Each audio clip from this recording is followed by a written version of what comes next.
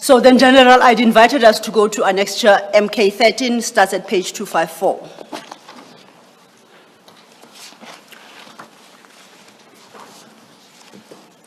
Before we deal with the contents of this document, can you just identify for the record what it is? Commissioners, this is a memorandum between the South African Police Service, KwaZulu-Natal, as well as the NPA in KwaZulu-Natal, with the intention to improve the working arrangements and the performance between the two entities or two departments. If we turn then to page 257. Before you do that, Ms. Silla. Yes. At page 255, General, is where the very last line, it says NPA/SAPS KZN. What is PEOF, REOF, and DEOF? Commissioners, the EOF stands for Efficiency Optimization Forum. The letters that are preceding those EOFs really refers to the area of operation. The P stands for province, the R stands for region, and the D stands for district. Thank you, General. General, I thought I was interrupting. Commissioner Baloyi, I would like to refer you to page 264 of that same document. 264, and that the list of the acronyms used in this document, and that includes the acronyms you referenced at page 255. Thank you.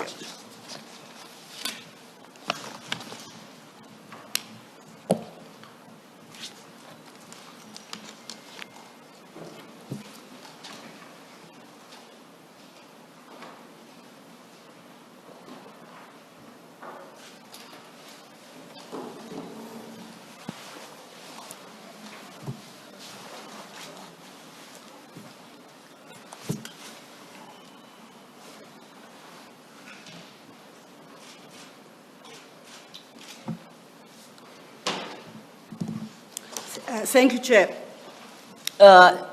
General, I'd referred you to page 257 of that document. It's a signature page. Could you confirm the date of signature and who appended their signatures on that page? The first signature on the page is the signature of the Director of Public Prosecution in the province of KwaZulu-Natal. At the time, she went by the same name Zungu, and she's now Harrison. It's the same person that signed that, and together with myself as the Provincial Commissioner of KwaZulu-Natal.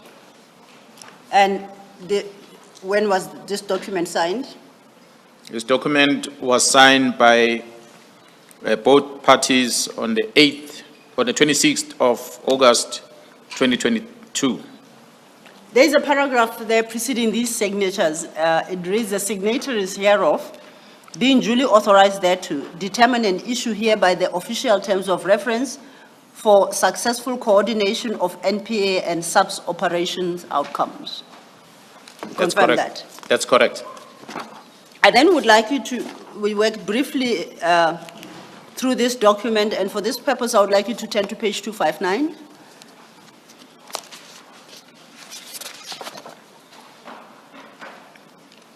And just to read into the record item 1, this is under the heading Establishment and Responsibility of Efficiency Optimization Forums. Just item 1. The established forums are to be known as KwaZulu-Natal NPA SAPS Efficiency Optimization and Oversight Forums for the consideration of NPA and SAPS performance. And still on the same page, further down in the middle of the page, composition of the District Efficiency Optimization Forums, DEOF.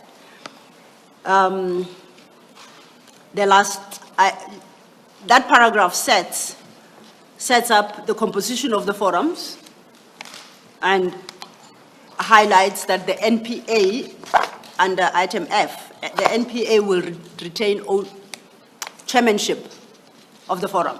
Is that correct? That is correct. My question is, that was as at the date of signature, which was, you said, in 2022. That is correct. Up until the attempt at disestablishment, was that situation prevailing? Was it still the NPA that retained the chairmanship? The situation still prevails up to that date and beyond. And if we turn over, leaf at page 260, under the objectives of the forums, if you could read those objectives into the record. The objectives of the forum are to, A, ensure that all courts achieve the targets in terms of outcome 3, outputs, and operational objectives. B, monitor progress with regard to the achievement of joint targets. C, identify and address challenges encountered in meeting targets.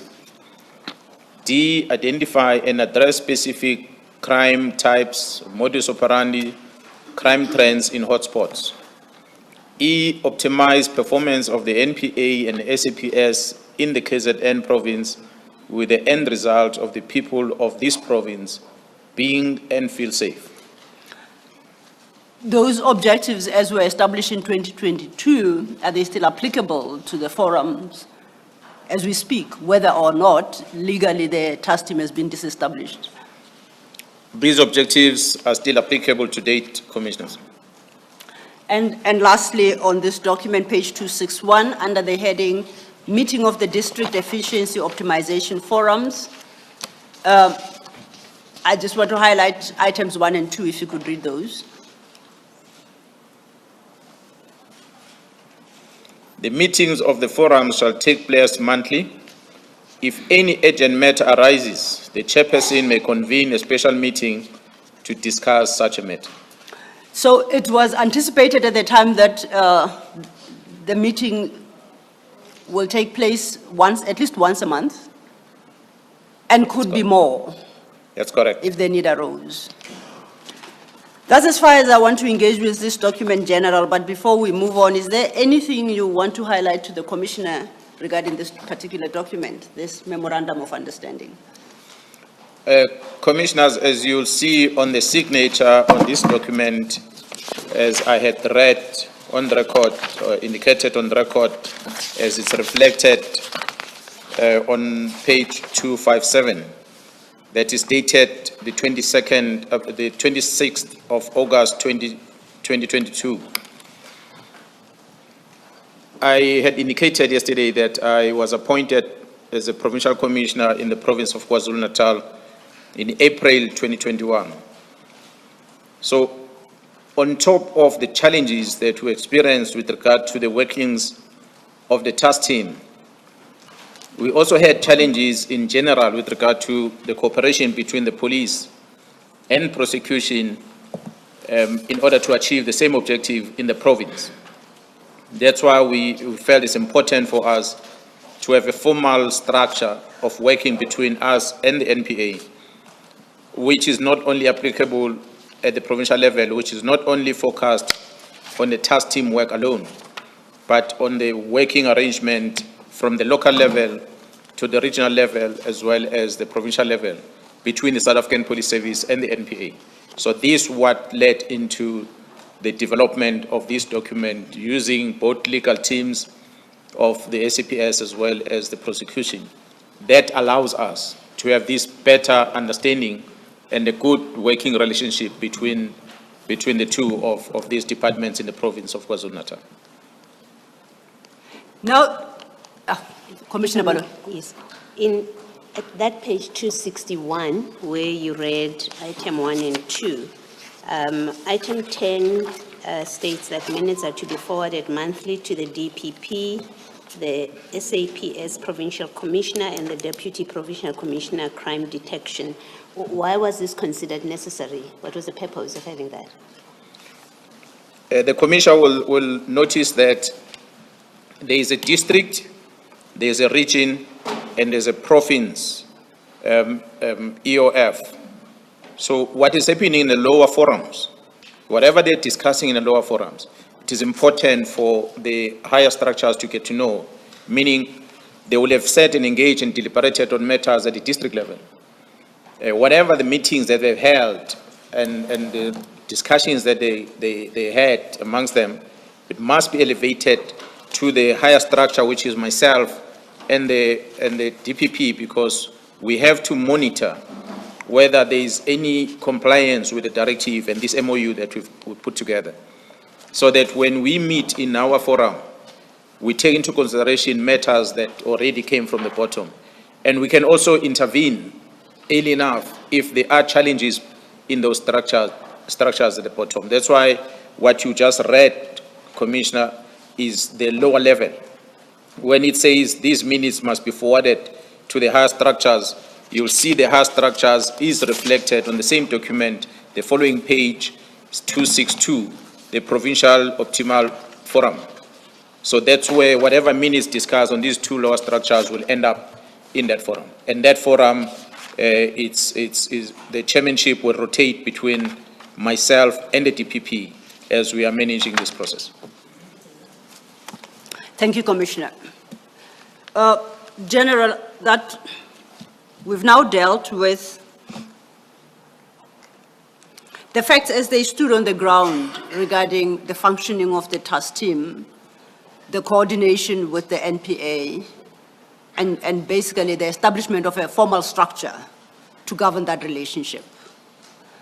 Yesterday, we dealt with a number of reports that you stated the task team had filed. Are there any comments you want to make before we move to the next topic as regards all the information you have provided about the task team and its efficiency? Commissioner, I think for me, as the head of the police in the province of KwaZulu-Natal, I felt it's important to demonstrate that my efforts, starting from the day I became aware of the letter of the minister, leading up to the 6th of July, were all aimed at making sure that I protect this working arrangement of ours to administer justice to the communities out there. That when we try by all means to make the system work between the South African Police Service, the prosecution, the courts, and the correctional facilities, that entire value chain does not get disturbed. So we must understand the challenges in between, and we put measures in place to try and mitigate those challenges. But if you have another superpower structure coming from outside and want to disturb this process, or there are players within this system that are in cahoot with the people that are supposed to be our clients outside, that want to disrupt the working of this justice system, it is therefore important for us to do something about it. So that's basically what I was trying to communicate in all what we have discussed thus far with regard to the team's formation and how it's been working, and what is the general arrangements, working arrangements between us as the police together with the NPA, the courts, and correctional facilities in the province of KwaZulu-Natal. Thank you, General. General, if we can just go back to page 186.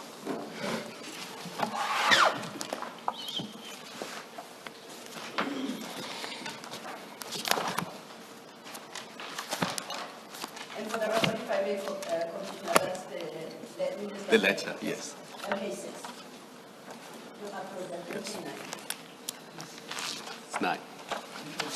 Are you there, General? Yes, I'm there. The last paragraph says a preliminary report has to be submitted to the minister by the 20th of January 2025.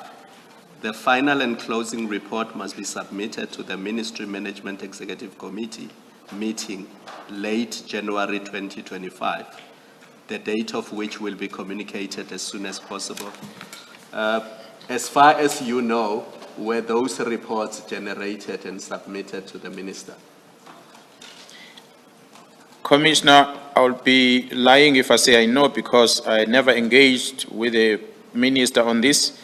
And I, as a person heading policing in the province of KwaZulu-Natal, where this task team is located, I was never asked to finish any report that is going to be directed to go to the minister. So Perhaps maybe the project manager, which is Gerald Kumalo, might have been approached by the National Commissioner, and if that happened, I don't know. However, I am aware that there's been meetings between the Minister and the National Commissioner and Gerald Kumalo regarding the same subject, which one of the meetings took place just after my parliamentary appearance, which took place on the 6th of March, I'm told.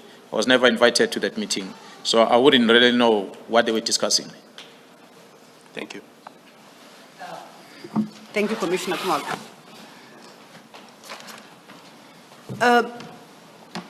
We are now at, technically, page 50 of your statement, General, if we could turn to that. And we have dealt with up to and including paragraph 145. We turn to a new topic now, and it's the efforts to stop the disbandment. With regard to what you said, set out in paragraphs 146 to 150, can you make some comments? What steps you took? Commissioners, as I have outlined here on what I've tried in terms of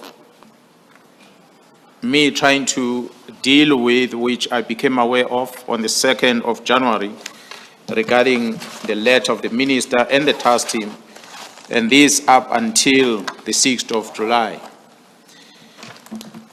My efforts have been made to stop the eventual disbandment of the task team, which has a direct impact in how we administer justice in the province of KwaZulu-Natal, which will have a negative impact if it's not addressed. So I have indicated in the past, last week, yesterday and previously this morning, that I had engaged the National Commissioner upon becoming aware of the existence of this letter, and the National Commissioner, who indicated that he was not aware about the directive, where the directive come from. Sorry to interrupt you, General. Why don't you perhaps ask specific questions with regard to what you may want to direct the General's mind to? I'm thinking there was some detail on this yesterday. Yes. I'm just trying to avoid a situation where we have a repetition. Indeed, For Chair. example, I contacted the National Commissioner, and then I asked the National Commissioner to make contact with right up to even the President. So I just want to avoid Absolutely, a Chair. repetition of all that. I'm by no means suggesting that there aren't issues that you may be wanting to cover on this topic. That's why I'm suggesting that perhaps go to the specifics and ask questions that relate to the specifics. I shall. Thank you, Chair. I do take the point. The question was really leading us to paragraph 151 in the context of his evidence from the afternoon yesterday and this morning, and the steps he took by engaging internally with the sub-internal structures. It then leads to paragraph 151 and a particular conclusion drawn in paragraph 151. Are you there, General? Yes, I am, Commissioner. Perhaps the best would be for you to read that paragraph into the record. On the 27th of January 2025, during the Police Day celebrations, I was interviewed by the ENCA media who were present in these celebrations. During this interview, I mentioned that I believe that the minister issued the directive to disband the political killings task team because someone had whispered in the minister's ear that the team was investigating cases that might link his or her associates. the political killings task team should be disbanded. My conclusion in this regard was informed by the facts that objective evidence within the police structures militated against the dissolution of the task team. I concluded, therefore, that the decision was influenced by information other than that at the disposal of the police and serve the interest of those impacted by the ongoing investigations. And perhaps I should ask you to read 152 and 153, because that will conclude this chapter. In that interview, I also stated that there should not be someone from head office influencing the minister to destroy or attempt to halt investigations. In other words, the PKTT was now fighting criminal syndicates involved in the political killings on the other hand, and at the same time had to contend with forces within the state apparatus indirectly fighting the PKTT through the executive, the minister, and highly placed members of SAPS with a view to sabotage critical investigation. I was aware that after this interview, the target on my back had grown exponentially. However, I simply could not keep quiet and allow the minister to take his drastic action. At this stage, I did not yet know the person I mentioned in the interview, Mr. Brown Mohotsi, who it has since been confirmed by the minister himself is an associate of the minister, was linked to Mr. Madlanga, who is a prominent cartel member currently under investigation in Gauteng and a direct target of the organized crime unit investigating, as assisted by the members of the task team as part of GCI Ops. So if we understand you correctly, the point you make in those 3 paragraphs is that based on the information you have now shared with the Commission regarding the political task team, the minister's decision to disband in the light of that, all that information, or the minister's decision is inconsistent with the weight and the value of the workings of the task team as you have shared with the commissioners. Is that correct? That is correct.